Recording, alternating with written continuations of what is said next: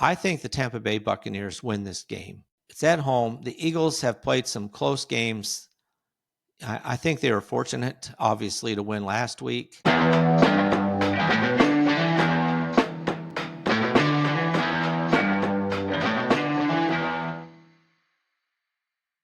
Welcome to Just the Stats NFL, the show that covers the NFL statistical leaders from the all-time greats to the current players leading the NFL. I'm Ernie Jennings, your host, and today we will wrap up part 2 of our look at week game 4s coming up. We'll also take a look at Thursday night's game between Seattle Seahawks and the Arizona Cardinals. So we're back into another weekend of football. It's always exciting. I enjoy it. So try not to take too long because there's a lot of games to cover. So we'll get right into it, and we'll start with the Thursday night game. And if you happen to watch it, if you went to bed early because the Cardinals looked terrible, you missed a good game. In the last 5-6 minutes, the Cardinals came back and tied the game at 20-20 with only 28 seconds left in the game. And the Seahawks were able to come down partly on a bad kickoff where the kicker didn't get it into the drop zone, and the Seahawks started at the 40-yard line. That was a big mistake right there. They had a couple of timeouts. They moved far enough to get within 50-plus yards for the field goal. With just 4 seconds to go, kicked the field goal and won it 23-20.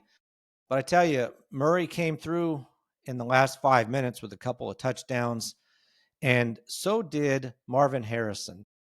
He had not looked good early, and if you watched him as I was like, this guy, I don't know what's wrong, but he's not running the right routes. He's not catching the ball when he has a chance. But he made a spectacular catch in the end zone for a touchdown, and then later he made another big catch on the sideline that kept the Cardinals in the game. So he did come through later in the game, as did Murray, who didn't look particularly good either and up until the last few minutes of the game.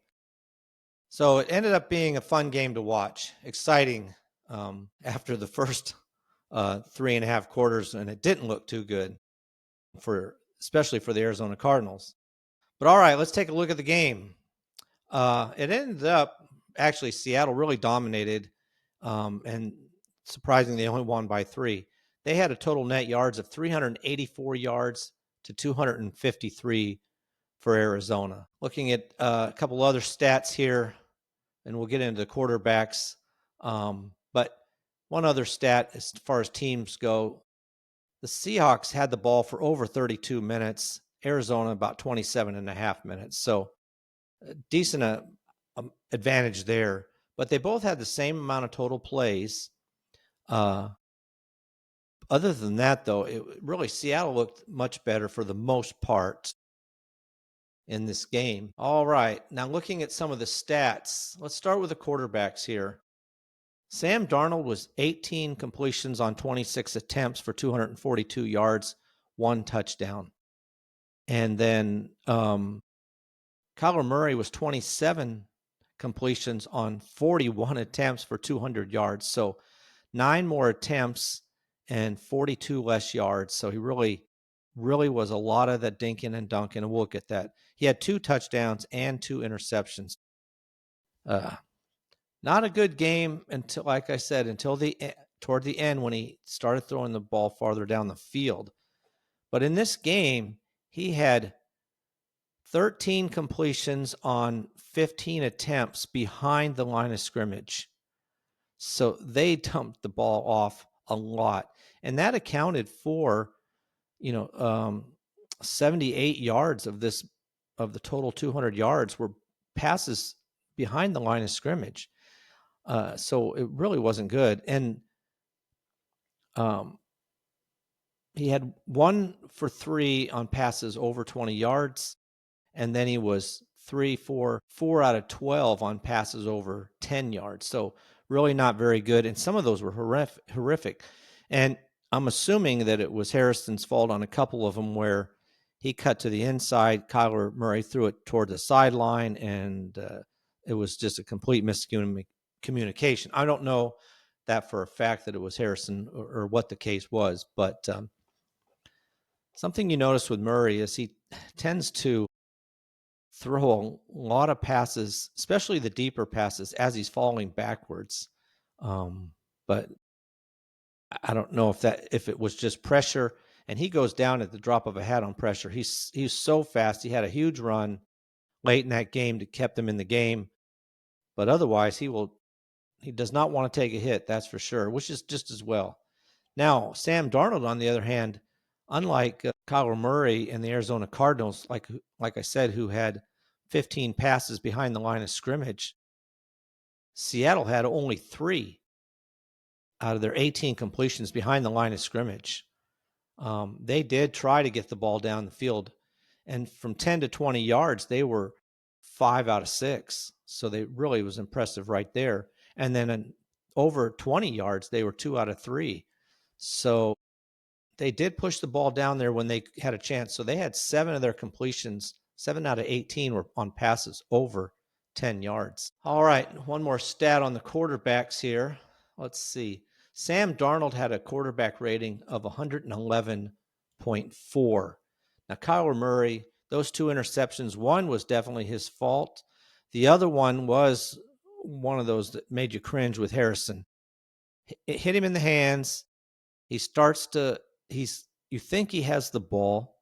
And then as he's turning to head upfield, he's looking before he actually has the ball completely in his hands. It bobbles it. The defender just catches it out of the midair as Harrison's also trying to catch it. The defender for Seattle grabs it, and that's an interception accounted against Murray, but really it wasn't his fault. Now, Murray was also sacked 6 times, though, for 36 yards. So he had a quarterback rating of 73.2. All right, let's look at some of the other players in this game for the rushing. If you were hoping for Benson to have a big game, he didn't really, unfortunately for him and for Arizona, and if you had him on your fantasy team. Kyler Murray, 5 carries for 41 yards, but one was a long 29-yarder. That was the big one. Benson, 8 carries, 35 yards. He did average 4.38, and I don't know what happened, but late in the game, DeMarcado came in and played almost the rest of the last 5 or 6 games, and I guess he comes in there in passing modes. Must be the case. Even though Benson had 5 catches for 19 yards, while DeMarcado had 2 catches for 13 yards. One was a touchdown, and then Marvin Harrison also had the other touchdown. So I'm not sure what's the running situation going to be. I mean, they only ran the ball 17 times. Murray had 5 of those. So I don't know what the rushing situation is going to be going into next week. Looking at the receivers for Arizona, McBride did lead the team, 7 catches, only 52 yards. He was targeted 11 times. Harrison, 6 catches for 66 yards and a touchdown. He was targeted 10 times. So they were by far the 2 leading receivers. Coming out of the backfield, like I said, Benson had 5 catches, 19 yards on 5 targets. Wilson had 3 catches for 15 yards. He was targeted 6 times. So those are your top, as well as Dortch, 4 catches, 35 yards, targeted 5 times. So those are your top as far as that goes. Now, looking at Seattle in the running game, Walker really looked good. And he had 19 carries, 81 yards, no touchdowns though. But he did look much better, I thought, than Charbonneau. Walker's so fast. Charbonneau, 12 carries, 39 yards, only 3.25 yards per carry. But he did have the touchdown run. So it seemed like Walker looked much better, but then down at the end zone line, Charbonneau did get it. And that's a little surprising because there was a 4th down play that they did not get when they handed it off. They needed a yard, handed it to Charbonneau. He did not make it. So I don't know that he's that much better than Walker when it comes to short yardage, but that's the way they're playing it right now. Looking at the receivers, wow, well, Smith-Njigba did come through late in the game. He was held to only 4 catches on 5 targets, but he had 79 yards, and he did pull in a nice, when they were trying to move down the field, he did have a 36-yard pass which really boosted his numbers because really wasn't the best game for him. Cooper Kupp also had 4 catches for 26 yards on 5 targets, so they were targeted equally. Now, the tight end, who you just don't know where these touchdowns come, and same with Seattle. Who's going to catch the touchdown? I mean, same with Arizona. But Barner, their tight end, 3 catches, 32 yards, and he did have the touchdown reception. So those are your top players. As far as the running backs go, Walker had 1 catch for 29 yards, and Charbonneau had 2 catches for only 5 yards. So honestly, Walker had touched the ball 20 times and had 110 yards total. So pretty decent game for him. All right, now looking at the defenses, we'll look at Arizona's defense. As far as interceptions, well, they had no interceptions. They did sack the quarterback, Darnold, 3 times. That was the best they were able to do. Looking at Seattle, and then we'll come back at tackles in a minute. But for Seattle, they did have 2 interceptions, one by Jones, returned at 29 yards. He had a decent game, 8 tackles, 4 solo. He had half a sack as well. Witherspoon also had 9 tackles, 5 solo, and a half a sack. Big game for him. Now, Nwasu had 5 total tackles. He had 2 sacks in this game, so big game for him. And the same with Williams, 4 tackles and 1.5 sacks. So they did get to the quarterback 6 times, and they had 2 interceptions in this game. So decent for them in this game. All right. Looking at one more stat here we'll look at real quick on defense for Seattle. As far as tackles for loss, Nwasu had 2 tackles for loss. So good game for him. And then for Arizona, as far as tackles for loss go, Robinson had 2 tackles for loss. Calais Campbell had a big game, decent game for him, I should say. He had 2 tackles for loss. And he went out later in the game. I don't know how bad the injury was. He ran off on his own cognition, but I don't know how bad it was. It looked like maybe a stinger. We'll find out after sometime this week, probably. All right, that is a look at that game. Arizona loses 23-20 at home. Tough game for them, but Seattle, they definitely looked like the better team. All right, moving on now to the games coming up. We've got one more 1:00 game that we weren't able to get to, and we'll get to it now. Let me get this where we want it. Let's see here. And that's the Philadelphia Eagles at the Tampa Bay Buccaneers. That is a big game. That should be a good game to watch. Both of them are 3-0. Right now, Tampa Bay Buccaneers lead this series 13-11. But the Eagles are favored, even though it is in Tampa. The Eagles are favored by 3.5 points. So we'll see what happens. Right now, as far as the Tampa Bay Buccaneers go in top 10s, Todd Bowles needs 1 win. He's got 30 right now. 1 win. He'll tie Bruce Arians for 4th for most coaching wins by a Tampa Bay Buccaneer coach. So 1 more win, he'll move into a tie for 4th. John Gruden right now is the leader all time with 57 wins. Another top 10 is Baker Mayfield. Needs 280 yards exactly. He'll tie Steve DeBerg for 8th all-time in passing yards by quarterback for the Tampa Bay Buccaneers. So 280 yards, that's definitely something that would be possible for him in this game. 281, he moves into 8th all by himself. Another stat that Baker Mayfield's chasing down is passing touchdowns. In this instance, he's 5th all-time right now with 75. Vinny Testaverde has 77, so he needs 2 to tie Vinny Testaverde for 4th, 3 to move into 4th all-time by himself. Jameson Winston has 121 touchdowns to lead the Tampa Bay Buccaneers in that category. And then the great Lavonte David right now. And this is tackles for loss, but this is an NFL record we're talking about, not just a team record. But Lavonte David has 171 tackles for loss. That puts him 7th all-time in NFL history. Von Miller is 6th with 172. So he needs one to tie. They both had one last week, so he needs one to tie, maybe even just to keep up, 2 to pass Von Miller, depending on what Von Miller does. Terrell Suggs leads in this category all time with the only player over 200. He has 202 tackles for loss. Those are the top 10s for the Tampa Bay Buccaneers. As far as key injuries, Chris Godwin's expected to play. He had that ankle injury that's kept him out all season so far, but he has been practicing and he is planning to play, which is good because Evans, I don't believe, will be playing. So they will definitely need him coming in at just the right time. Now, looking at the Eagles, who are also 3-0, top 10s for them. Jalen Hurts continues to move up the list. He's 7th all-time in passing touchdowns with 88.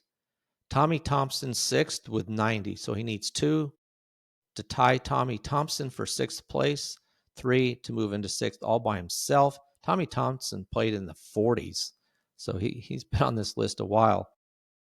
Donovan McNabb right now, who played, from 1999 to 2009, has the most, 216 passing touchdowns as a Philadelphia Eagle. Another one, and that is Dallas Goedert's number 10 all time in receptions for the Eagles. Mike Quick is number 9. He played in the 80s. Mike Quick has 363 receptions. Dallas Goedert has 357.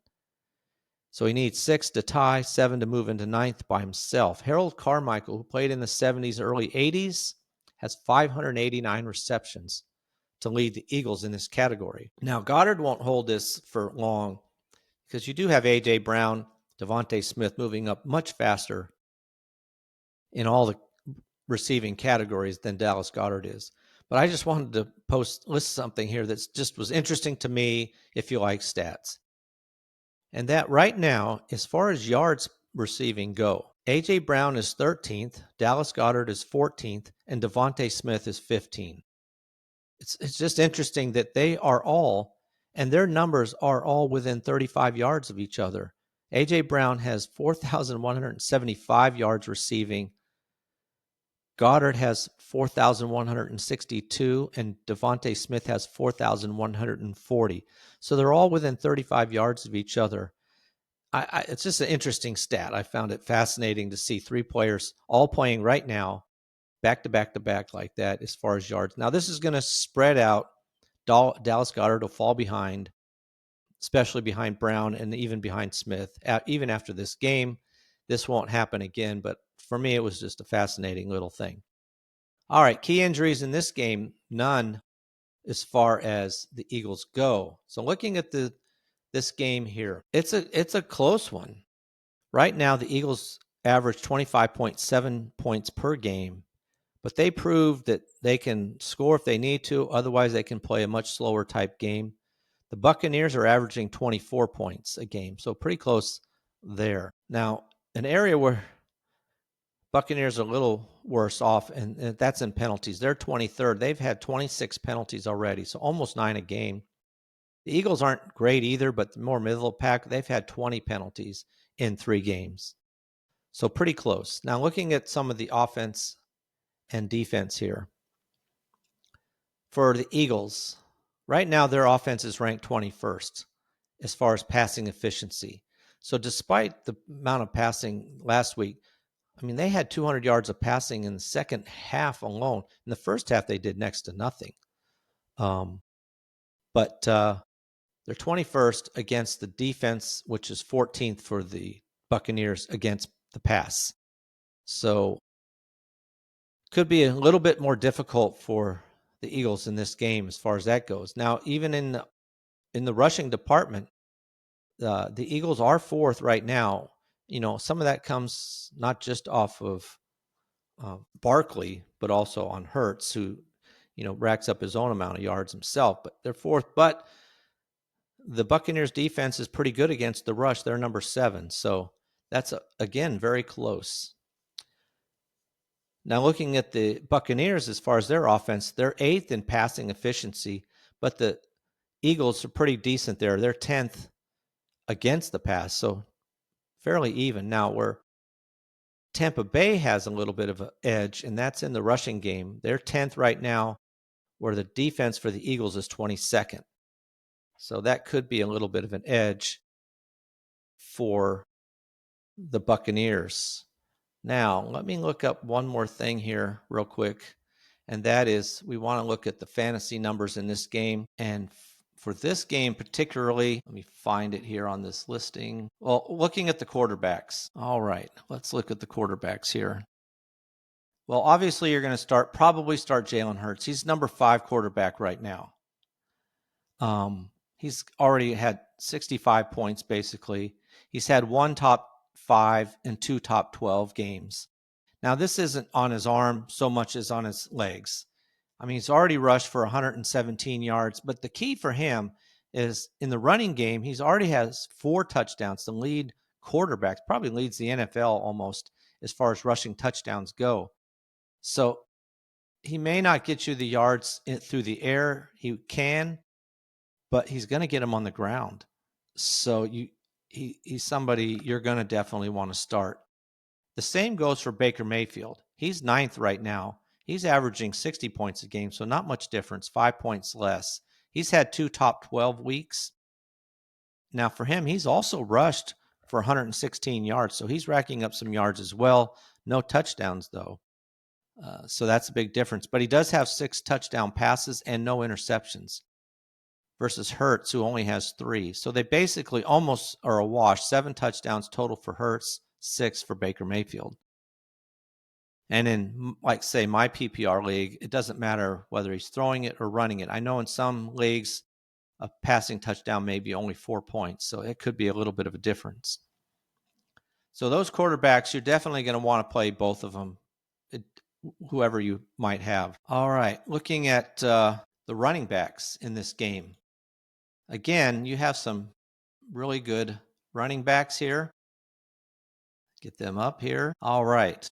Interestingly, like I said, you want to start Hurts. Not a running back officially, but he plays like, he does enough scoring that he's worth it.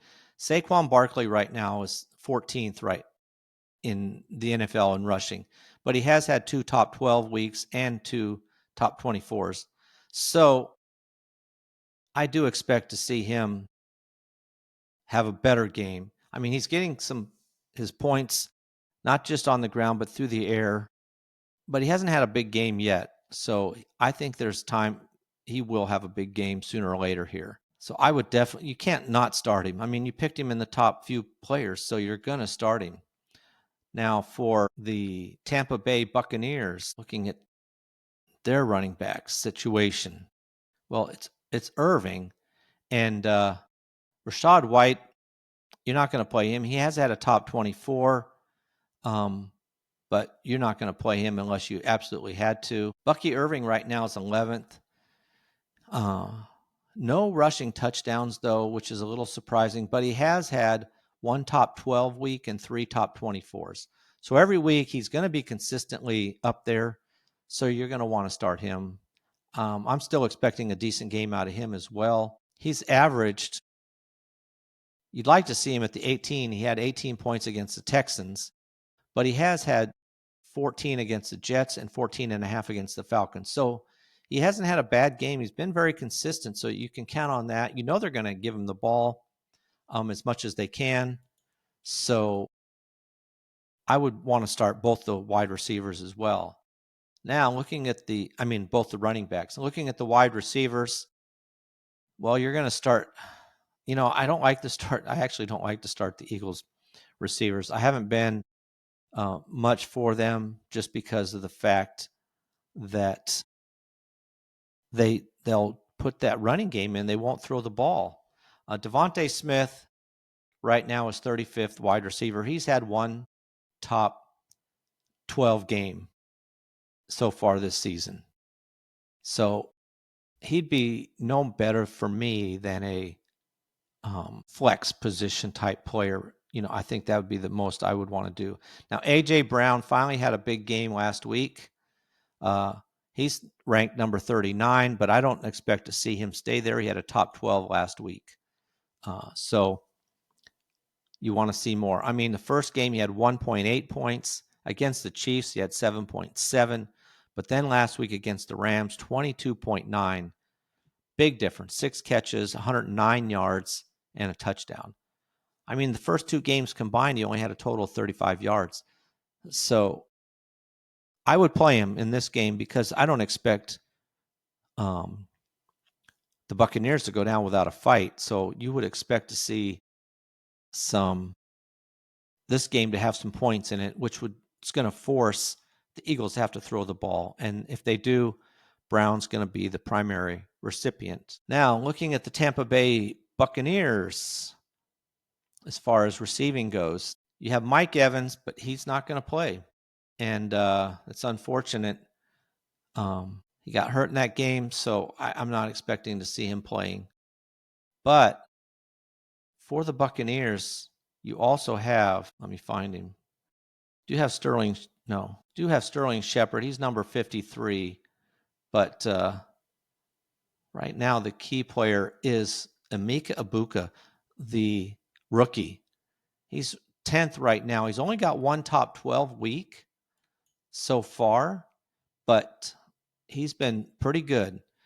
23.6 points against the Falcons, and then 13 against the Texans and 14.5 against the Jets. So he's at least had 13 points in every game. Now with Evans out, Godwin's coming back, but how much will he play? I expect to see a big game out of Egbuka, so I would definitely be playing him. Now, as far as the tight ends go, do you want to start either one of them? Not really. I don't think so. They're not as big a part of the game for these two teams, at least not right now. You just can't count on Goddard. I mean, he is the guy, but I'm not going to count on him to be a part of this game in any way big. And for Tampa Bay Buccaneers, you have Cade Otton. He's 59th. He's only got 3 catches for 25 yards so far. So you're not going to play him. So those tight ends, I don't think I'm going to play them. So I do expect to see this game's going to be close. It's in Tampa Bay. I think the Tampa Bay Buccaneers win this game. It's at home. The Eagles have played some close games. I think they were fortunate, obviously, to win last week. And I just don't know honestly, how good their offense is at this point in time. So we'll see. All right. Next game up, these are 4:00 games now. And this is the Indianapolis Colts at the Los Angeles Rams. All right. In this game, you've got Indianapolis Colts lead the series very close, 23 games to 22 with 2 ties. So Rams win, they could tie this up all the way around. And they are favored by 3.5 points. It's in Los Angeles. The Colts have had to go up to Philadelphia. They've been traveling some, I should say that. But they do have to go across the country to play against the Rams, which is always difficult. The Rams came off a rough game in Philadelphia. They should have won that game. So do they take out their frustration on the Colts? We'll see. But so the Rams are 2-1. Looking at top 10s for the Rams. Matthew Stafford right now is 7th all-time in touchdown passes for the Rams with 100 exactly. Kurt Warner's next up for him, who's 6th with 102. So he needs 2 touchdown passes to tie, 3 to move into 6th all by himself. Now, if he could play one more season, he might catch number 1 Roman Gabriel for 154 passing TDs. He played in 1962 to 1972 for the Rams. Another category for top 10, Kyren Williams is trying to move into the top 10. He just needs 1 rushing touchdown to move into a tie for 10th with Dick Horner and Roman Gabriel, the quarterback again. So just 1 touchdown to move into a tie, 2 to move to 10th all by himself. Marshall Faulk leads this category with 58 rushing touchdowns. Now, another top 10 is Tyler Higbee, their tight end for the Rams. He's got 365 receptions. That's good enough for 9th for the Rams. Robert Woods, who played from 2016 to 2021, has 367. So just 2 receptions for Higbee to tie for 8th, 3 to move into 8th all by himself. Isaac Bruce leads this category with 942 receptions. As far as that goes, Davante Adams is injured with a hamstring issue. He hasn't been able to practice at all. So he's beginning to look a little bit doubtful. So somebody to watch. Now the Colts are also 3-0. So both of these teams 3-0. This is going to break that and drop the teams that are undefeated down 1 less at least. In this game, top 10s, Michael Pittman trying to move into the top 10. He needs a big game to do it.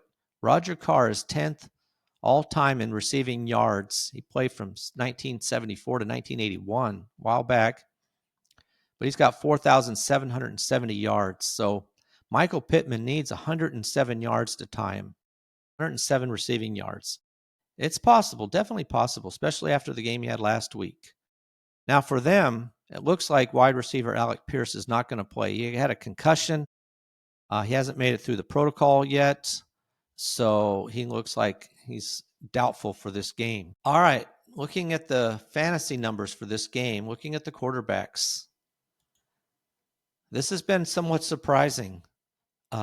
You might want to start Daniel Jones. He's the 4th-ranked quarterback right now. He's thrown for over 800 yards so far, as well as rushing for 3 touchdowns. He's looked very impressive. I mean, I would probably definitely start him. How could you not, really? And they may be playing from behind as well. But he's looked really good so far. I also think, though, Matthew Stafford is a little different. You might want to start Stafford, though for him, you're not getting anything out of the running game at all. In fact, it's a detriment. But he has thrown 5 touchdown passes. I think he's more of a, if you have to play him, you would play him. This could be a game with some points in it, so there's a possibility he has a decent game. But you definitely want to start Jones and maybe Stafford if you really have to. Looking at the running backs, well, you're going to start Jonathan Taylor. He's number 1 running back right now. He's averaging about 100 almost 113 yards a game. He's got 3 rushing touchdowns. He's been in the top 12 twice, top 24 every game. He's a definite start. He leads the NFL with 75 fantasy points. Next up is Christian Caffrey with 70, rounding up to 70. So he's really been impressive so far this year. Now, for the Rams, you're going to probably start Kyron Williams. He's had 1 top 12, 2 top 24s. Not as impressive right now, but you definitely want to start him. He's a decent running back, and he has had 2 pretty good weeks. So I'm going to start both those running backs if I have the chance. As far as the wide receivers go, this is a little more difficult. I would start Michael Pittman. He's 13th right now. He's had 1 top 12, 2 top 24 games so far, but he had a really good game last week. I think that he's went every other game. Dallas against the Dolphins. I'm sorry, not the Dallas, but against the Dolphins, he had 20 fantasy points. He's had no fewer than 5 targets his way, no fewer than 4 catches, and he's had 6 in the other 2 games. So, and he's had 2 touchdowns in 2 games. So he is the primary man for this team, probably the only wide receiver I'm going to start for the Colts. Now, obviously, you're going to start Puka Nacua. 3 top 12s in 3 games. He's got 29 receptions already. And just as Taylor has been doing in the running game, Puka Nacua is doing in the passing game. He's averaging 111 yards a game. So you're definitely starting him. So those two receivers I'm going to start. Devontae Adams, I don't think is playing, so you can't start him. He's had a good season as well. 1 top 12, 2 top 24s. He gets the touchdown passes. But you have to watch if you want to start him. I don't think he's playing. Those are really the top wide receivers. Now, looking at the tight ends, I did mention Higbee, but as far as tight ends go, Tyler Warren, you're going to probably start. He's 8th right now. He's got 1 top 5, 2 top 12s. And I do think this is a game where the Colts did have a game where they kind of not benched, but sat everybody late in the game, which hurt some of the numbers. But I do think he'll be out there the whole time, so he's definitely a start as far as tight ends go. On the other hand, you're probably not going to start Higbee, or Davis Allen actually is even the receiver that's caught more, but he's only had 3 catches for 24 yards. So their tight ends are not used the same way. I do think in this game that the Rams win the game. It's at home, and we'll just see how good Daniel Jones is against some really. This is the toughest game he's had so far. We'll see how it goes. And I do think there's something to be said for the Rams really being ticked off at giving up that game to the Eagles, and they may take it out on the Colts. Next game, Jacksonville Jaguars at the San Francisco 49ers.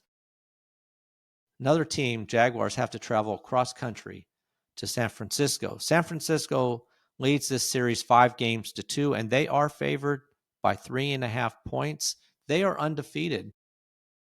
So by smoke and mirrors, they've been able to do it. Right now, you're looking at Brock Purdy, his toe, but he is maybe going to play. Matt Jones, the other quarterback, Mac Jones, has a toe issue. And I mean, not a toe. He's got a knee issue. So I don't know how he's doing.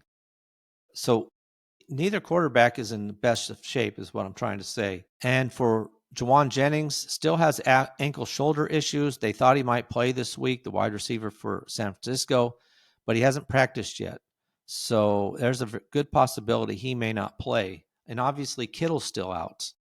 And then they lost Nick Bosa on defense. So they've had some, as I've said every week, their injury situations against some key players is amazingly bad for them. They had no top 10s to talk about. Now the Jacksonville Jaguars are 2 wins, 1 loss. Top 10s for them. Trevor Lawrence is still trying to pass Mark Brunell in rushing touchdowns. They're both tied for 9th right now with 14 rushing touchdowns, 1 more, and Trevor Lawrence moves into 9th all by himself. Maurice Jones-Drew heads up this category with 68 rushing touchdowns. In the sack department, you've got a couple of players here, 3 of them, honestly, in the top 10. They're playing right now for the Jaguars. Tony Brackens, who played from 1996 to 2003, is the all-time leader in sacks with 55. Josh Hines-Allen had a half a sack last week. He's got 53.5, so he needs 1.5 sacks to tie Tony Brackens for first all-time, 2 to move into first by himself. He's already the tackle for loss leader for the Jaguars. And then moving down the list farther, Trayvon Walker needs 2.5 sacks. He'd have to have a big game to move in from 9th to 8th. He'd tie Kevin Hardy for 8th all time. And then in 10th right now is Dwayne Smoot. He needs 1.5 sacks to tie Trayvon Walker for 9th. So there's all those players in the top 10. That's assuming that Trayvon Walker wouldn't get a sack. But they're all in the top 10, which is nice to see for your team. No key injuries for the Jaguars. Now, looking at the fantasy numbers here, you're not going to start. I would not start either quarterback, no matter who it is. I mean, Purdy's a good quarterback. I just wouldn't want to start him if he's still a little bit injured. I just don't know. And if Mac Jones is the quarterback. He's the 24th ranked quarterback. He had one top 12 game. That's it. He's played 2 games, but I'm not comfortable starting him really. He's had 4 touchdowns to 1 interception, so that's not too bad. He's somebody you might have to, if you have to start him. Purdy would be the guy if he'd been playing all season, but I'm not going to start him either. And then as far as Trevor Lawrence goes, probably not going to start him either. He has not had a top 12 week yet. He definitely needs one. His issue, 4 touchdown passes, 4 interceptions. So you're not going to start either quarterback most likely. Looking at the running back situation for these 2 teams, well, you're definitely going to start Christian McCaffrey, who is catching as many passes as he's rushing for. It has equal yards. Right now, he's number 2 running back in the NFL, only behind Jonathan Taylor. He's had 3 top 12 weeks, so you've definitely figured to see him up there. Now for the Jaguars, you have Travis Etienne. He's number 10 right now. He's had 1 top 12, and he has been in the top 24 every week this season so far. So you want to start him as well. It's still a work in progress for Tootin at some point if he starts to cut into Etienne, but I think at this point, it's still Etienne is the guy. So you're going to start both those running backs.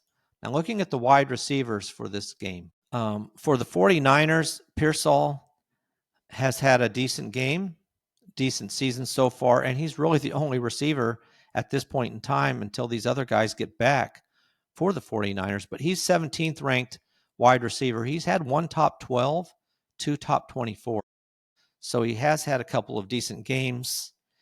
And the Jaguars have been pretty good against the pass so far this season, but I might start Pearsall as a flex spot or my second wide receiver if you have to. Now, as far as the Jaguars go, right now, Brian Thomas has not performed up to par. He had 1 big catch last week, but I'm not starting any Jaguars until they learn how to catch the ball. They lead the NFL in drops right now with 13. It's terrible, the drop situation. So you just don't have anybody that's standing out yet. You hope that at some point Thomas will, but right now he's definitely not. And so we'll just have to wait and see on that. Now, looking at the tight ends for these 2 teams, well, sadly, if you're a 49er fan, Kittle's not playing, so there's not really a tight end you want to start there. But for the Jaguars, Brenton Strange is a good start, I think. He's been the only receiver so far for the Jaguars that's not dropping the passes. Right now, he's the 16th ranked tight end. He's had 1 top 12, but you could see him focused a little bit more. He's got 13 receptions on 16 targets for 137 yards. No touchdowns yet, but so that's another thing that could change. So if you need a tight end, Brenton Strange would be your guy. Now, I'm going to be a homer here, you might say, but I'm picking the Jaguars to win this game against the 49ers. And a lot of it has to do with the 49ers. Like I said, their 3 wins have been incredible. But in this last one, it was very close again. And then they lost Nick Bosa as well. So they don't have a fully healthy quarterback. And if it is Mac Jones, he played for the Jaguars last week, or last season, I should say. So I think that the Jaguars will know his tendencies. If it's Purdy, I think he's still hurt. Then they don't have Kittle. They don't have any other wide receivers besides Pearsall. And they lost Nick Bosa on defense. I mean, this is just if you want to win a game all the way across country, this is the time to do it when the other team is in such disarray as far as injuries go. So I'm picking the Jaguars to win that game. Next game up, a very interesting game as well. The Baltimore Ravens at the Kansas City Chiefs. In this game, Kansas City Chiefs lead the series 9-5, but the Baltimore Ravens, despite it being in Kansas City, are favored by 2.5 points. Kansas City Chiefs are 1-2. Looking at some top 10s for this team. Patrick Mahomes, as far as sacks goes, he's number 4 all time in being sacked for the Kansas City Chiefs with 190. He's got 2 players in his sights. At number 2 is Bill Kenny, played in the 80s with 195 sacks. And then Alex Smith, who he took over from, is in third with 192. So anywhere from 2 to 5 sacks, he's going to move up in this list. Len Dawson has the record. He played in the 60s and 70s. He has 372 sacks. So that's a negative number for Patrick Mahomes, which one he does not want to get. Looking at rushing TDs, another top 10. Kareem Hunt's number 9 all time with 23. Mike Garrett's number 8, played in the 60s. He's got 24 rushing touchdowns. So he needs 1 to tie, 2 to move into 8th by himself. Priest Holmes leads this category with 76 rushing touchdowns. A couple of more. Tackles for loss, always one of the popular ones. Nick Bolton's trying to make it into the top 10. He's looking at John Browning, who's 10th with 35, and Nick Bolton has 34. So he just needs 1 to tie, 2 to move into 10th all-time in tackles for loss. Tamba Hall leads this category with 105 tackles for loss. And then one more. Pretty good. Another category for Travis Kelce. Already leads in all the receiving categories. But right now he's 6th all-time in scoring for the Kansas City Chiefs with 496 points. Priest Holmes is 5th with 500. So 1 touchdown reception, or however he gets the touchdown for Travis Kelce, that's 6 points. That puts him into 5th all-time for the Kansas City Chiefs. Nick Lowry, who played in the 80s and 90s, has 1,466 points. Now, key injuries for the Chiefs. Xavier Worthy has a shoulder. He was out 2 weeks, but he's supposed to be back, and we'll see how effective and how helpful he'll be for the Chiefs. Now, the Baltimore Ravens are also 1-2. A couple of top 10s for them, several. Rashad Bateman in receiving touchdowns has 14. He's trying to move into the top 10. He's 11th right now. Travis Taylor, who played in the early 2000s, has 15. So he needs 1 to tie Travis Taylor. If he happened to get 2, he'd move into a tie with Jermaine Lewis for 9th with 16. So Rashad Bateman's trying to move into the top 10 in receiving touchdowns. Now, Derrick Henry, on the other hand, on the NFL level in rushing touchdowns, he's 6th all-time in NFL history with 109 rushing TDs. Number 5 is the great Walter Payton with 110 rushing TDs. So he needs 1 to tie Walter Payton, 2 to move into 5th all-time by himself. Emmitt Smith leads with 164 rushing touchdowns. On defense, Marlon Humphrey needs 1 interception to move into a tie for 4th with Dwayne Starks and Rod Woodson. So he's looking at that. And then Nnamdi Madubuike is tied for 10th with 42 tackles for loss. 1 more, he'll catch C.J. Mosley for 9th, and 2, he'll move into 9th all by himself. And then in the scoring front, again, another non-kicker here. Lamar Jackson needs 1 score. He's 9th all-time in scoring with 206 points. Willis McGahee is 8th with 210. So a touchdown by Lamar Jackson, and he moves into 8th all-time by himself. Key injuries here is not an injury. Well, it was Isaiah Likely, the tight end, had a foot injury. He's been out the first 3 games. He may return. So that would be an additional help for the Ravens. We'll see if that happens. Looking at these 2 teams, well, right now the Chiefs are averaging 20 points a game. The Ravens are averaging 37. That's first in the NFL. They're averaging 37 points, and they're 1 win, 2 losses. That's not good. So that's huge.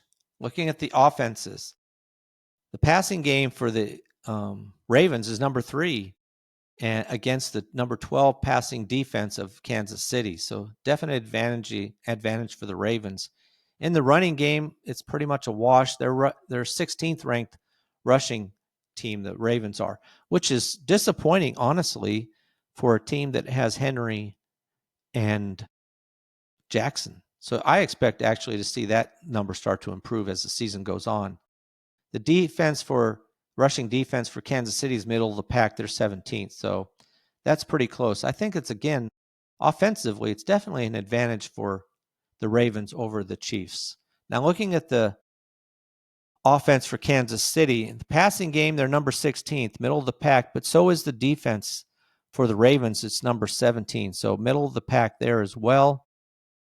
And then in the running game, and this is all because of, it's hard to judge this, but it's all because of Mahomes.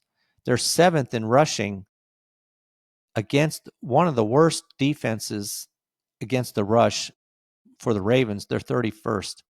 So definitely an advantage for Kansas City, but it's not a typical rushing type of situation. It's more by the scrambles. So, it's hard to judge how you want to call that rushing defense against that type of a play. But that is an advantage for Kansas City. Now, in this game, I do think the Ravens will win it. And this is amazing because you are talking about two teams that are their goal is Super Bowl. It's a bust if they don't make it to the Super Bowls. Kansas City keeps going, but one of them is going to be 1-3. And if you fall to 1-3, your road to the Super Bowl becomes a lot more difficult. So one of these teams is going to have a rough go of it the rest of the year. So I'm picking the Baltimore Ravens to win this game. Next up, Chicago Bears. Wait, I should back up. I didn't look at the fantasy numbers, did I? Let's look at that. Looking at the quarterbacks, well, obviously you're going to start Lamar Jackson, number one quarterback by far in the NFL. He's had almost 83 points in fantasy football right now. Josh Allen's second with 73.5. So he's got almost 10 points, 9 points better than the next best quarterback. He's had 3 top 5 games. So every game he's in the top 5 as far as quarterbacks. So you're definitely going to start him. Mahomes, he is 8th right now. No top 5 games, but he has had 2 top 12. But he is playing a defense that's been giving up a lot of points. So I would probably want to start him as well. Looking at the running backs, you're going to start Derrick Henry. I don't know how good I feel about it, honestly. He's 17th right now. He's had 1 top 12 game. And that's my worry, is the other games have been just so-so. I mean, his first game against the Bills, he looked incredible. You thought, okay, another big year. 18 carries, 169 yards, 2 touchdowns. But since then, he's not looked anywhere near the same. Even against the Lions, he had 12 carries for 50 yards, 1 touchdown. But against the Browns, now the Browns have been incredible on defense. He looked horrible against the Browns. So you're going to start him. I just haven't been as impressed. They had a couple of plays on where he just needed a yard. He could not get it. I didn't like that. Now, for Kansas City, I'm not starting anybody. Pacheco, Hunt, they're not good. I mean, they're just so. You're not going to start the running backs for Kansas City. As far as wide receivers go, you do have Zay Flowers. And I'm always reluctant to start Zay Flowers. He's 15th ranked wide receiver. He's had 1 top 12 game because of the way Jackson throws the ball around. You don't know who's going to get it. It's the same goes for the tight end. 2 games with nothing, and then last week, huge game. But Zay Flowers, last week against the Lions, 3.3 fantasy points. He was only targeted 3 times. The first 2 games, 9 against targeted. He had 7 receptions for 9 targets against the Bills, 7 catches on 11 targets against the Browns. And then against the Lions, 2 receptions on 3 targets. I mean, 13 yards. What happened? It's crazy. I expect, though, I would start him, I think. I expect to see that change. I don't see 2 weeks of those types of numbers going into this game. Now, Worthy, somebody you might pick up for Kansas City. He could pick up where he left off last year and be the guy that opens the game up a little bit for Kansas City and helps Mahomes out. Right now, you can still get Tyquan Thornton. He's the number 28. He's had one top 24 game. He's actually been better than Brown by just a little bit. Brown did have one top 12 game, but Thornton is actually just slightly better on fewer catches. He's only had 9 catches, but he has the same amount of yards. And so he's actually played a little better. You might see him take up a little more ground over Brown, who's number 29. So I think this is where Worthy can step in over these two guys and maybe pick up the slack that they've been leaving. Now, looking at the tight ends for these two teams, Travis Kelce is number 11 right now. He's had 2 top 12 weeks, so he's had 10 catches on 17 targets for 134 yards and a touchdown. He's dropped a couple, but he's still a target, and they're always looking for targets at Kansas City. It's been rough for them. So I do see that. Now, I do see him as somebody you could possibly start. Now, Mark Andrews is another story. This is what's frustrating. Again, it's the same thing with Zay Flowers, like I was saying. Mark Andrews, first 2 games, 1.5 and 1.4 points. That's all he got. Against the Lions, 27.1. He had 6 catches for 91 yards and 2 touchdowns. The first 2 games, he only had 1 reception in each of them. 1 for 5 yards, 1 for 2. He was non-existent, and then he shows up big time. It's so frustrating if you're a fantasy guy. You say, I can't play him. And then when you don't play him, he has a huge number. So I don't know what to think. And with Likely maybe coming back, I don't know what to think there either. But I might start him. He looked pretty good, and if he's going to come back, he had a decent second half of last year, so you might want to start him. I'm going to pick the Baltimore Ravens to win this game, and I think they might win it fairly decently. Next game, Chicago Bears at the Las Vegas Raiders. The Chicago Bears lead this series 9-8. It is in Las Vegas, and the Raiders are favored by 1.5. These are 2 1-win, 2-loss teams. Looking at the Raiders, top 10, Max Crosby, the only guy in the top 10 we're looking at. He's tied for 4th all-time with Ike Lassiter with 61.5 sacks. Next up for him is Ben Davidson, who played in the 60s, early 70s, with 62. So he needs a half a sack to tie Ben Davidson for 3rd all-time, and 1 sack. He moves into 3rd all by himself. Greg Townsend played in the 80s and 90s, had 107.5 sacks. No key injuries for the Raiders. Chicago Bears, like I said, 1-2. Nothing to talk about. No top 10s. No key injuries for them either. Now, looking at this game, the Bears are averaging 25.3 points per game. That's pretty impressive. They have started to pick it up really well on offense, while the Raiders are averaging only 17.7 points per game. One issue more so for the Bears, and that's in penalties. They've been penalized 26 times, which is 23rd in the NFL. So that's an area that they're struggling. Looking at the offenses, for the Bears, they're number 10 in passing right now. Now, one of the games was against Dallas, which always will boost your numbers. But going into this game, the defense for the Raiders has not been good against the pass either. They're number 27, so it could be another good game for Caleb Williams. Now, in the running game, it's the flip-flop, that one right there. The Bears are 24th in rushing, and the Raiders' defense against the run is 8th. So definite advantage for the Raiders in that number. Now, looking at the offenses, right now, the Raiders are 15th in passing, and against another defense that's not that great, the Bears are 22nd against the pass. Looking at the running game for the Raiders. They're worst in the NFL, which is a shame.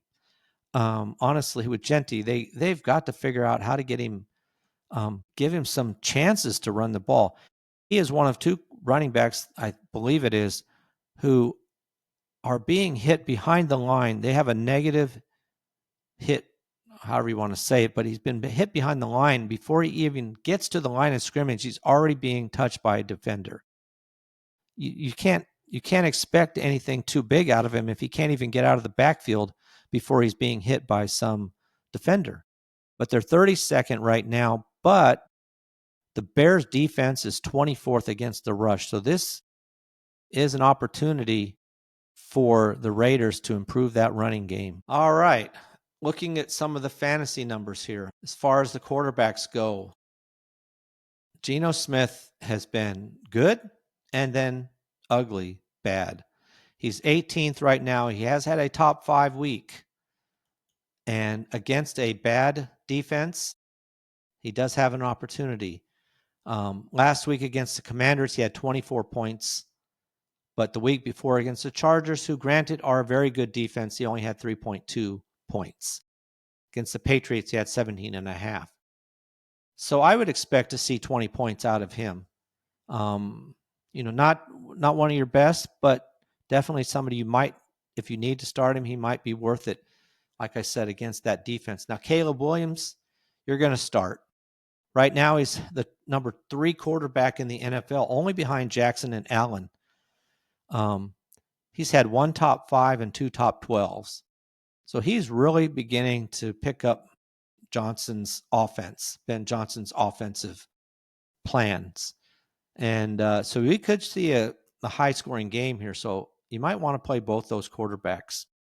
Looking at the running backs for these two teams. For the Raiders, I don't care, right now that Gentry hasn't looked good. I'm starting Gentry. This is the best opportunity he's had so far to get out there and excel. He's only had 1 top 24 game, but I think this is his opportunity to break out, and I would definitely start him. I would.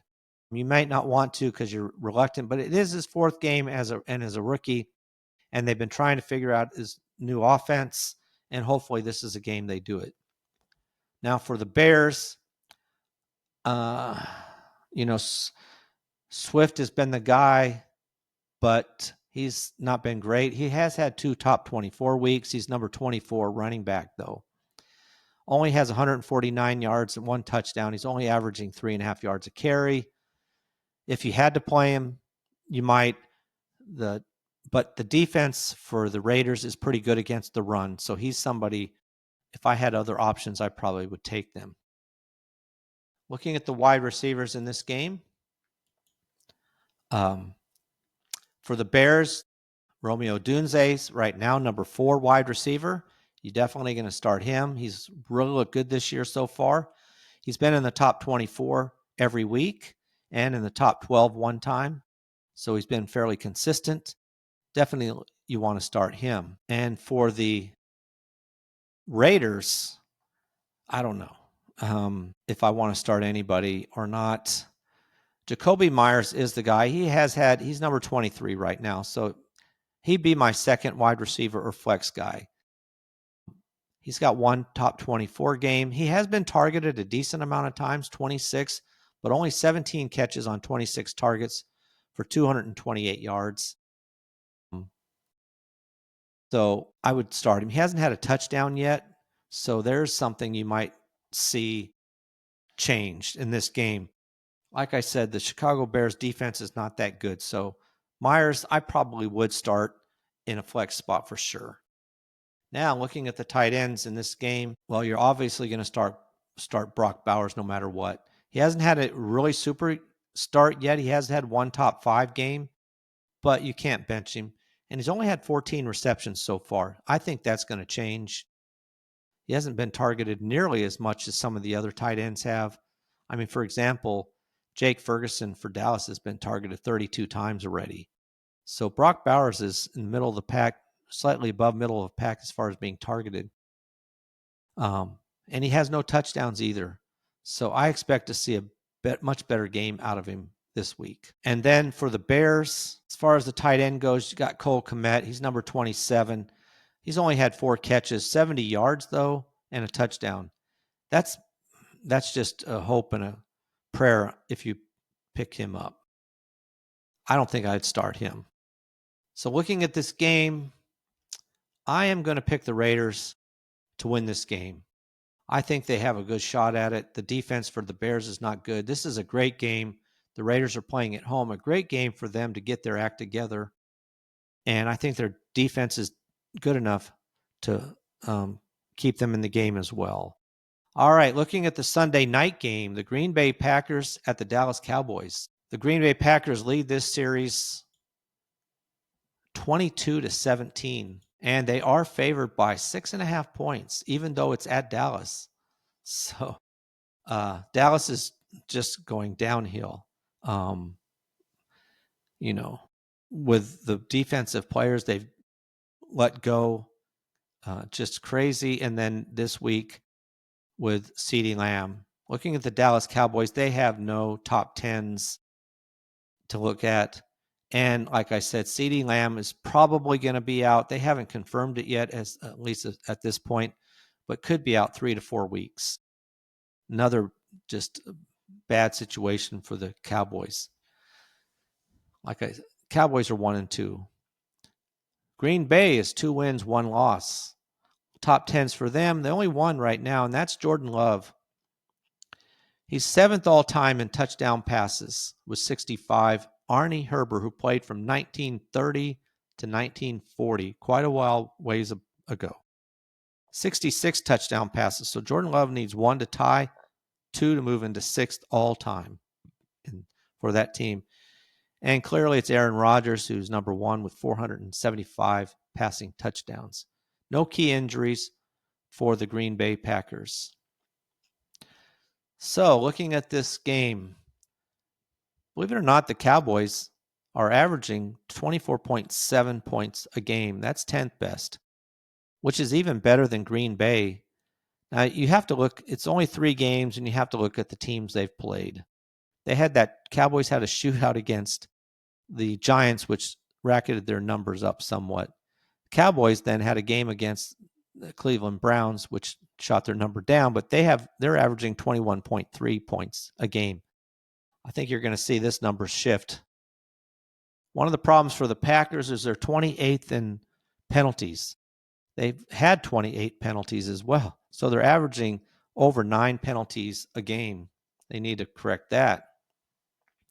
Now, looking at some of the numbers, passing efficiency for the Green Bay Packers is 6th in the NFL, while the defense of Dallas is 31st. So that's a big plus.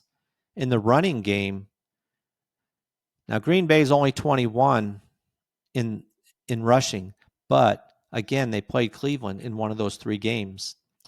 The defense for the Cowboys is 21st in rushing defense, so not very good there either. So I expect this to be definitely a good game offensively for Green Bay.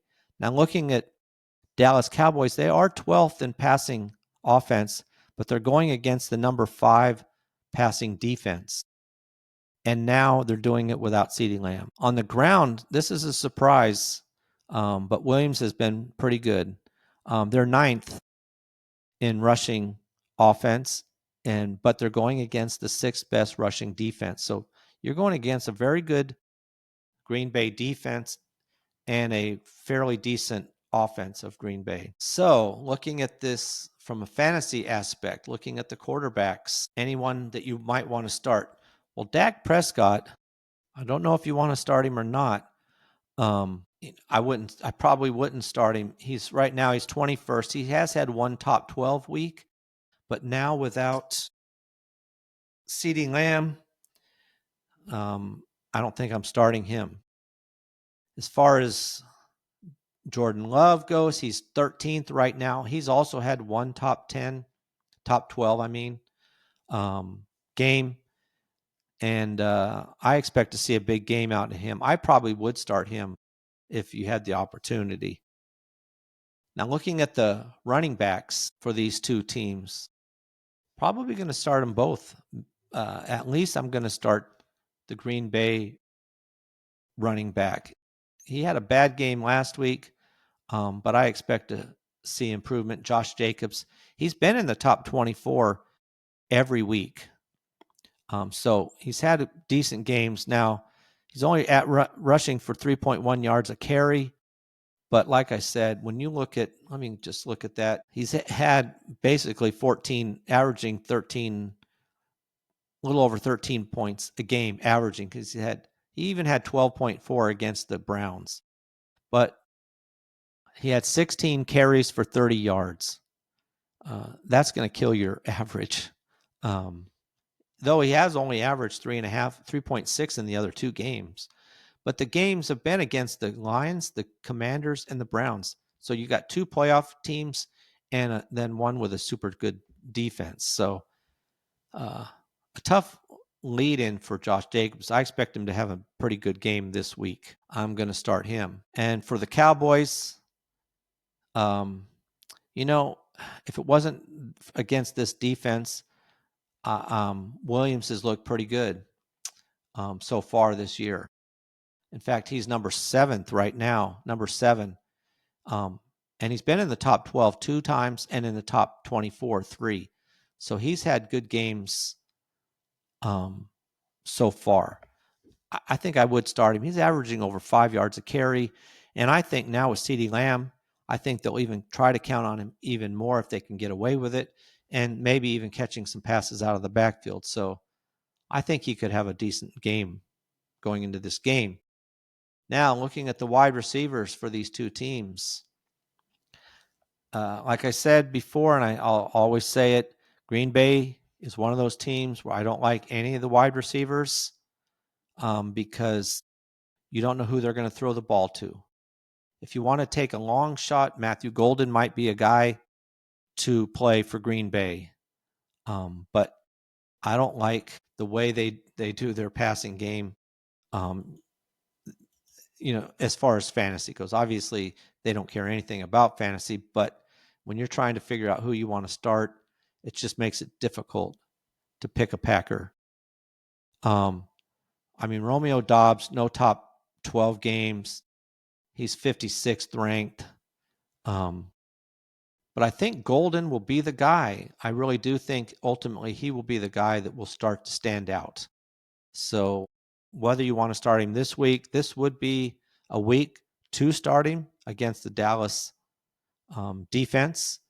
And he's somebody you can pick up. So if you're looking for somebody to take a shot on and you need to maybe hopefully scramble for some points, that could be a player that might do it for you. Now, as far as the Cowboys go, Pickens now will be the guy. And I probably would start him at least as my second wide receiver or my flex guy. Nothing more than that. But I think you'll see more passes, obviously, in his direction now that CeeDee Lamb is going to go there. But can he be the number one guy, and take on that role? We'll see. But that's what he's going to have to do. All right. So I might start him. But nothing more than my flex or second wide receiver or third, depending on how your teams are set up. Now, as far as tight ends, we definitely want to start the Cowboys' Jake Ferguson, who's now number 2 tight end. Actually, he's number 1 if you don't count the Thursday night game. Going into this week, Jake Ferguson's the number 1 tight end with 45 points. He had a huge game. He's had 2 top 5 games already in the first 3. And now with CeeDee Lamb out, I expect to see that more. He's been targeted more than any other tight end currently. 32 targets, 27 receptions for 183 yards. He does not have a touchdown yet. So he's racking up these numbers without touchdowns. So you're going to start Jake Ferguson for sure. Now, for Green Bay, you're also going to start Tucker Kraft. He's had 1 top 5 himself. He's got 40 points a game. 40 fantasy points, 45 for Ferguson. So these are 2 tight ends you want to start. He's not been targeted nearly as many times, but he's got 2 touchdowns and almost the same amount of yards. So only 11 receptions to Ferguson's 27. but they almost have the same yardage, and he has 2 touchdowns to 0 for Ferguson. So it's a little different how they're used. Tucker Kraft is getting out there farther out in the field on some of these passes. All right, well, I'm going to pick the Green Bay Packers. There's no sense to even think that Dallas wins this game. It'd be quite an upset. I mean, it was upset, obviously, when Green Bay lost to Cleveland, so I don't see that happening again. I think they'll try to do their best to crush Dallas. All right, this week there's 2 Monday night games. The first one is the New York Jets at the Miami Dolphins. There's probably 2 games because they don't want a complete dud on Monday night. And the Jets in Miami, we've got 2 teams that are 0-3. That's a horrific game. Now, obviously, they didn't expect that going in when they scheduled it, but 2 teams that are 0-3. Well, the best you can say is that one of them is going to have a win after this game. Miami Dolphins lead this series 61 games to 57 and 1 tie. It is being played in Miami, and they are favored by 2.5 points over the Jets. So looking at the Dolphins, they're 0-3, like I said. Mike Daniels continues to try to tie Tony Sparano for 4th all-time in coaches' wins with 29. He's been sitting on 28 since the beginning of the season, still trying to get that number 29. Better get it soon, or he may not have the opportunity anymore, if you catch my drift on that. Looking at some other top 10s, Jalen Waddle and Tyreek Hill are number 9 and 10. Hill's number 9, Waddle's number 10, all-time in receptions for the Miami Dolphins. Number 8 is Devontae Parker with 338. Tyreek Hill has 334. So he only needs 4 to tie, 5 to move into 8th all-time by himself. Now, Jalen Waddle is 10th. He has 323. I just mentioned him because they are both in the top 10. I don't expect to see him catch either Hill or Parker this week. Maybe next week he'll move up past Parker as well. Mark Clayton leads this all time with 550 receptions. Now, when it comes to the yards, Mark Duper leads this team with 8,869 receiving yards. Number 7 is Devontae Parker. So Tyreek Hill is trying to catch Devontae Parker for 7th. Tyreek Hill has 4,666 yards. He needs 61 yards in this game to tie Devontae Parker. 62 yards would put him into 7th all-time by himself. That's a definite possibility in this game. No key injuries for the Dolphins. Looking at the Jets, nothing to say here. Sadly to say. Now, looking at key injuries for that, no top 10s, I should say. Key injuries. Justin Fields has a concussion, but if he passes the protocol, he was out last week, but if he does pass the protocol, he will start, according to the coach. All right, let's look at this game here. The Jets have not been that bad as far as points per game. They've averaged 23 points a game. The Dolphins, 18.7. So they equally on total penalties. They both have had 19 total penalties. Now, looking at the offenses, the offense for the Jets, they're 20th in passing against the worst passing defense in the NFL for the Dolphins. So that's a positive. Running game for the Jets, they're number 22 against the number 29 rushing defense. So the Dolphins defense is not good at all, which is something helpful for the Jets, whose offense is in the bottom third as well, but against an even worse defense. Now, looking at the offense for the Dolphins, they're 22 in passing against the 26th ranked passing defense of the Jets. So, again, a category where this game could see some points scored. In the running game, this is where Miami's been a little better. They're number 15 right now against the number 18 rushing defense of the Jets. So overall, neither team's defense is that great. Jets are a little bit better. You would have thought, I actually thought they would have been even better than they are, especially against the pass. And then neither offense is that great either, which explains why neither team has a win. So, do you want to start anybody in this game if you have a fantasy team? As far as quarterbacks, no. I mean, you might want to start Justin Fields because Justin Fields can rack up some yards with his legs. So he's somebody you can pick up as well. And if you do need a quarterback, you're just going to have to watch to see if he plays. The bad thing is this is a Monday night game, so unless they say something like Sunday morning, you're not going to want to try to play him. It's too late. You'd be stuck, unless you also have Tyrod Taylor. Then of course you could play either one, and I think either one will do good. Have a decent game against the Dolphins. So either one of those you're going to be able to pick up without a problem. I mean, Justin Fields has had one top 5 game. Obviously, he only played one full game. So, and then he was knocked out of the second game against the Bills. So if he comes back and plays, he's already, like I said, he had 29.5 games, 29.5 points against the Steelers. A really good game. He had 218 passing yards, a touchdown, no interceptions, and he rushed the ball 48 yards with 2 touchdowns.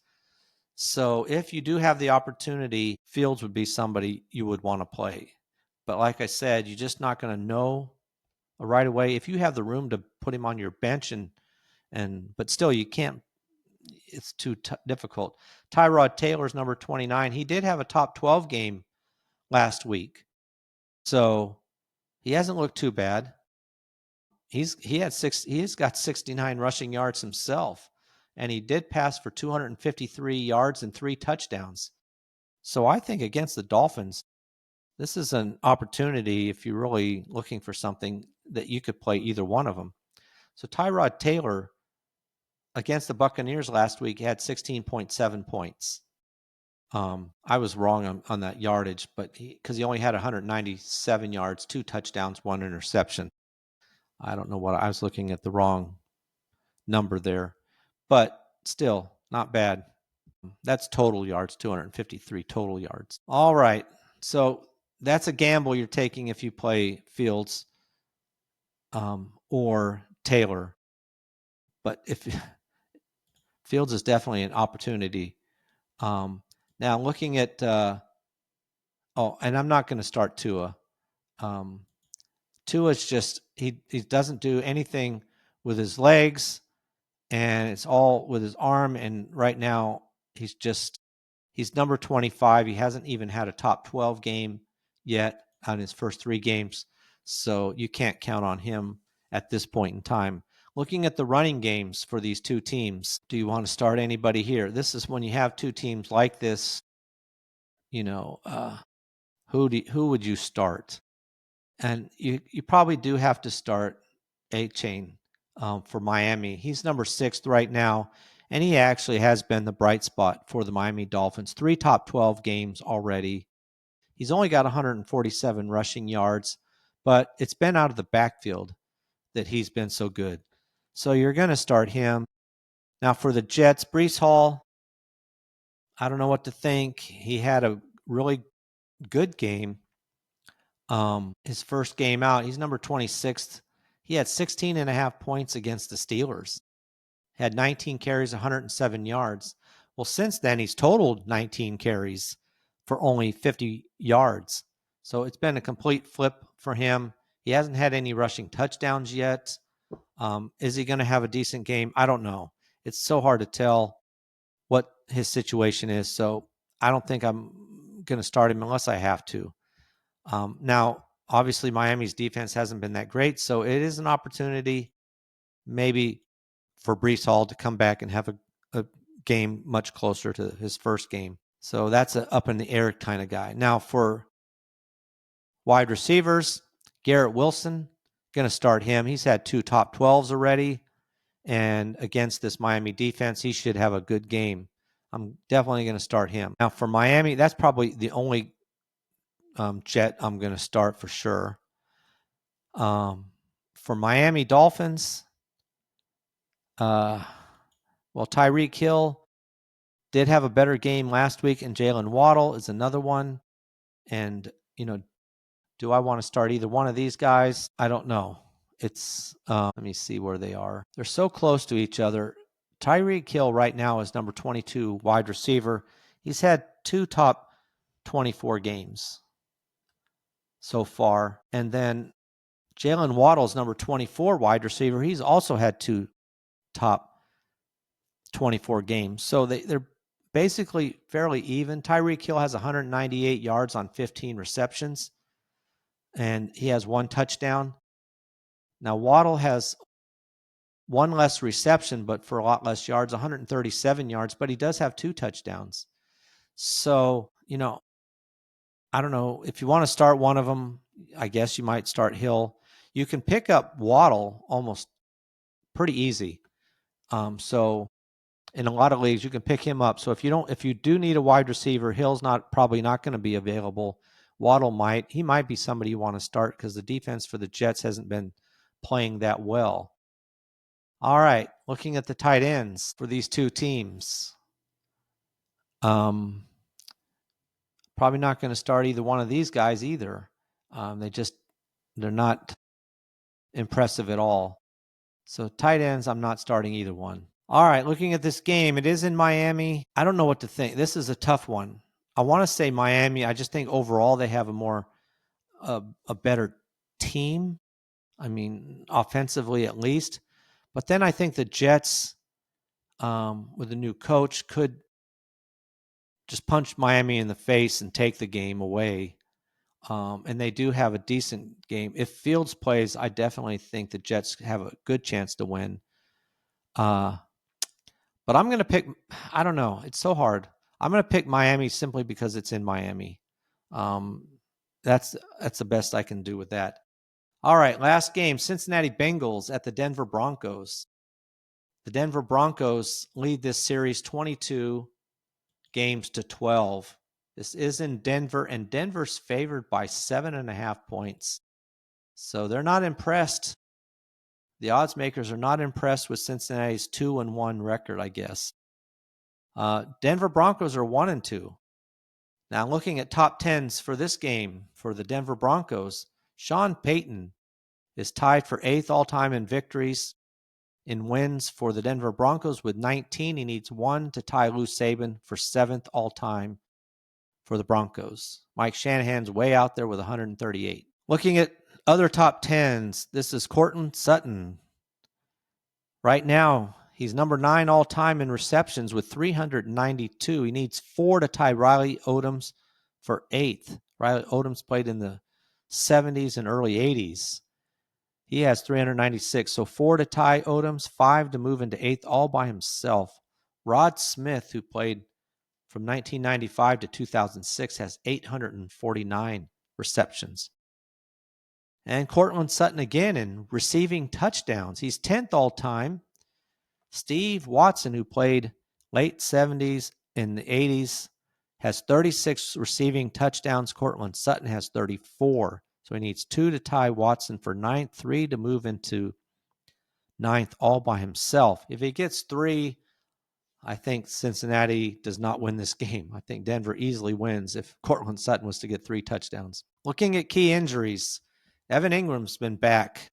He had a back issue. He's back to play. He should be playing this week. Now, what that means as far as how he's used, I don't know. We'll talk about that when we get there. Now, the Cincinnati Bengals are 2-1. And looking at top tens for them right now, Jake Browning is tied for 10th all-time in passing TDs for the Cincinnati Bengals with 14. I'm sorry, actually, he's tied for 10th with 15th with Neil O'Donnell and Greg Cook. He needs 1 to move into a tie with David Klingler, who played in the 90s. He has 16 passing TDs.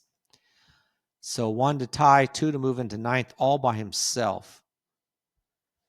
Looking at other top tens, Jamar Chase is number 8, tied for 7th all-time in receptions for the Cincinnati Bengals with 416. He only needs 1 to tie Chris Collinsworth for 6th, 2 to pass him. So he'll definitely move into 6th all-time in receptions for the Cincinnati Bengals. Chad Johnson's has 751. He played in the early 2000s.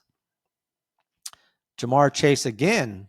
This time he's 10th, chasing down number 9, TJ Houshmandzadeh, who played in the early 2000s. He's got 5,782 yards. So Jamar Chase is going to need a decent game. He needs 116 yards in this game to tie TJ Houshmandzadeh for 9th all-time.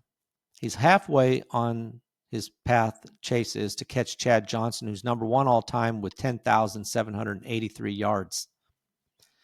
That was probably a pretty decent game, passing game for the Bengals back from 2001 to 2010, because you had both Johnson and TJ Houshmandzadeh on the field at the same time for most of that time period. And looking again at another number here, this time it's T. Higgins. He's trying to catch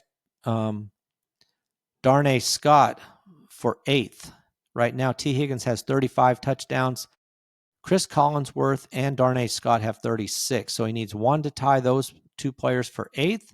If he happened to get 2 touchdown receptions, he'd tie TJ Houshmandzadeh for 7th with 37 touchdowns. So he's looking at the top 10 there as well.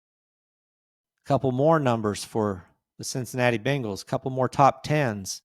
Trey Hendrickson is tied for 4th all-time with 55 tackles for loss with Justin Smith and Sam Hubbard. Sam Hubbard was with the team last year. So 1 more tackle for loss, and he moves into 4th all by himself. Carlos Dunlap has 103 tackles for loss. In the sack department, Trey Hendrickson again. He's looking at Ross Browner in number 5 spot. He needs 1.5 sacks to tie Ross Browner for, actually he needs 2.5 sacks to tie Ross Browner for 5th all-time. So that's asking a lot. Not that he can't do it. He's done it before.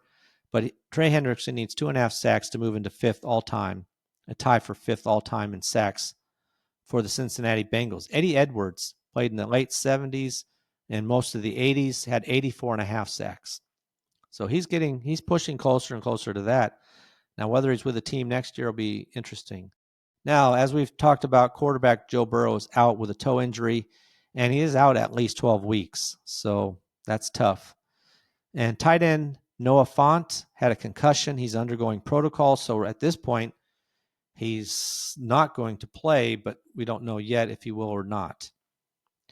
All right, let's look at this game. Cincinnati's averaging 19.3 points a game. The Broncos are averaging 22.7. The Broncos have an issue with penalties. They've had 24 already, so that's 8 penalties a game. While the Bengals are first as far as fewest penalties with only 14 in 3 games, so that's less than 5 penalties a game. Makes a difference as far as that goes. Now, looking at the offenses, well, the Bengals offense, 32nd, worst in the NFL in passing efficiency, going up against the 13th best defense against the pass, which honestly I thought would be even better than that. But they should see their numbers improve against Browning. When it comes to the rushing game for the Bengals, 31st as far as rushing goes against the number 10 pass rushing defense. So again, and this is probably why, despite the fact that the Bengals have 2 wins and 1 loss, they're expected to lose by 7.5. Looking at the offense for the Broncos, number 19 in the passing game against the number 18 defense. So fairly even there. But their running game is number 14 against the number 20 rushing defense. So better numbers there. And actually, the Bengals defense, as bad as it has been, isn't quite as bad as might be expected. But it's going to be a tough game. Every game, I think, is going to be tough for them, when you don't have Burrow as your quarterback. All right, let's look at some of the fantasy numbers. And do you want to start anybody in this game? Looking at the quarterbacks, well, obviously you're not starting Browning. You just can't. He's terrible, and I don't expect to see much out of him. Now, do you want to start Bo Nix? He's number 20 right now. He's had one top 12 game. This could be a game where he does break out. He just needs to improve his TD, touchdowns to interception ratio. He's 5 touchdowns, 3 interceptions. He has run the ball for 71 yards so far. No touchdowns, though. So I do expect to see Bo Nix. And if you need a quarterback, he may be a surprise because Kansas City just looks terrible right now. So he could have a pretty good game. All right, let's look at the running backs for these two teams. It's very disappointing. Brown, as far as fantasy goes, he was picked quite early, probably in the first 3 rounds, probably around the 3rd round at the worst. Chase Brown, that is. But he's the number 31 running back. He's got one top 24 game. I do think they're going to keep trying to get him the ball as best they can. They just don't have many options otherwise. So I think he'll catch some passes out of the backfield as well.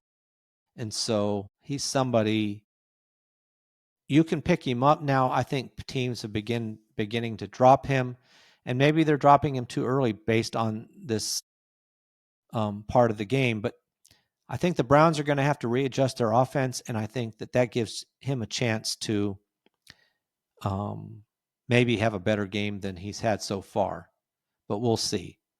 Now, as far as the Denver goes, you're going to start J.K. Dobbins most likely. He's been in the top 24 every week. Maybe not the top 12, but he has been in the top 24 every week. He's averaging 5.4 yards a game. He's already got 3 touchdowns. So he's somebody you're going to want to start.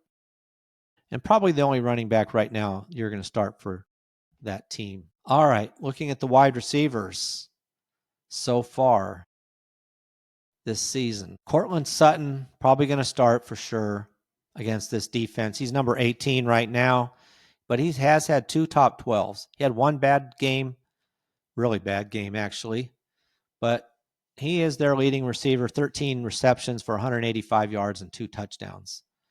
And that's deceptive because against the Colts, I don't know what happened there. He had 1 catch for 6 yards in that game. The other 2 games, he's had 6 receptions in both of the games and touchdowns. So he is their number 1 receiver minus whatever happened against the Colts. So Courtland Sutton's somebody I'm probably going to start. Looking at the rest of these players, well, obviously you got to start Chase. You hate to do it. He's number 11 right now, but he has had a top 12. But he's one of the best receivers in the NFL, and he's being targeted. He's got 27 targets, 21 receptions, so he's definitely getting the ball. He's got 241 yards and a touchdown. So you're definitely going to start Chase. Now, do you want to start Higgins? That's the question. Probably not. He's kind of dropped off the map here just because of the quarterback situation. So I just don't think you can start Chase, right? I mean, T. Higgins, that is. Right now, he's number 61 wide receiver. He's got 7 catches for 104 yards and a touchdown. He's only been targeted 14 times, half the times basically that Chase is. I think Browning's just looking for Chase, and if not, he's not looking at Higgins too much. That could change, but I definitely am not going to start Higgins anymore this season, at least for a while. Now, looking at the tight ends for these two teams, like I said, Ingram is coming back. I'm not starting him. I thought he would be even better than he is, but so far, and it hasn't been anything exciting. Drew Sample for the Bengals has had 1 top 24 game, make that actually 1 top 12 game. So he's had 1 top 12 game, but he's only had 3 catches for 27 yards and a touchdown. Now, Noah Fant probably isn't going to play. So Sample could have a better game. I mean, Noah Fant was the number 18 tight end. He's got 1 top 12 game. So Drew Sample could take all his catches as well. And I think Browning will be dumping it off if he can't find Chase. He's not looking for Higgins. He's looking for Chase first and either the tight end or the running back second, pretty much. So he could be a one. You can definitely pick Sample up probably almost in every single league. And if you need a tight end, he's somebody to grab. All right, I am picking the Denver Broncos to win this game, whether they do by what the odds makers say or not. I just think the Denver Broncos are going to win this game pretty handily. All right, that is a wrap for these games. Look forward to watching them. We've got some big games between teams with no wins, teams with wins, and then like the Ravens-Chiefs game where they 1-2 each. That'll be a fun game to see who comes out of that 2-2. All right. Appreciate you listening. Please like and subscribe on Yahoo. You can find me at Just the Stats NFL. Also on most every podcast site, Apple, Spotify, whichever one you use. You can email me at justthestatsnfl@gmail.com or post a message on YouTube or wherever you catch your podcast. Again, I appreciate you listening. Enjoy football this weekend. And that is a wrap for this episode of Just the Stats. I'm out.